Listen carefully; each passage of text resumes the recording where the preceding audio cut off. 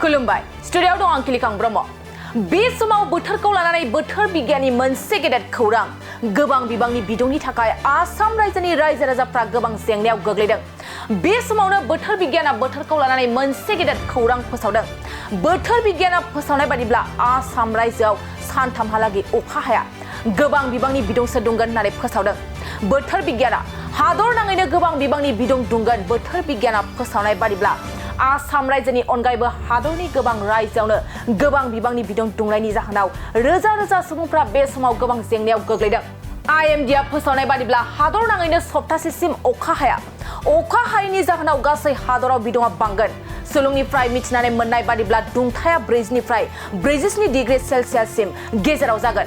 PN फोरमायबावोदि बोथोरखौ लानानै बोथोर बिगियाननि मोनसे गेदेर खौरां गोबां बिबांनि बिदुंनि थाखाय आसाम रायजोनि रायजो राजाफ्रा गोबां जेंनायाव गोग्लैदों बे समावनो बोथोर बिगियाना बोथोरखौ लानानै मोनसे गेदेर खौरां फोसावदों बोथोर बिगियाना फोसावनाय बादिब्ला आसाम रायजोआव सानथामहालागै अखा हाया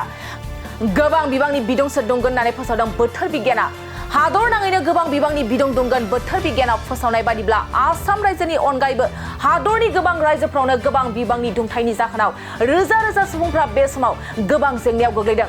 IMDआ फोसावनाय बादिब्ला हादर नाङैनो सप्तासेसिम अखा हायैनि जाहोनाव गासै हादराव बिदुङा बांगोन सुलुंनिफ्राय मिथिनानै मोननाय बादिब्ला दुंथाया 40निफ्राय 47 डिग्री सेल्सियाससिमनि गेजेराव जागोन मोनसे गोजोनथाव खौरां नोंथाङा नोंथांनि न'खौ समायना रमायना जोंख्लाब माख्लाब खालामनो गोसो दं नामा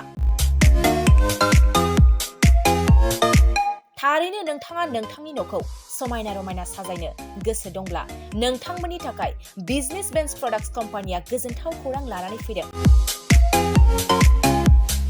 गोदान बोसोर रंजालि बैसागु फोरबोजों लोब्बा लाखिनानै बेन्स प्रडाक्ट्स कम्पानिया नोंथांमोननि थाखाय अफार होनाय जादों चिरां जिल्ला बेंटल गेट 27 राजा लामानि एबा सिबिथाय लामानि साखाथियाव नोंथांनि न'खौ समायना रमायना खालामनो गोसो जानाय रायजो राजाफोरनि थाखाय बिजनेस बेन्स प्रडाक्ट्सआ लानानै फैदों गोजोनथाव खौरां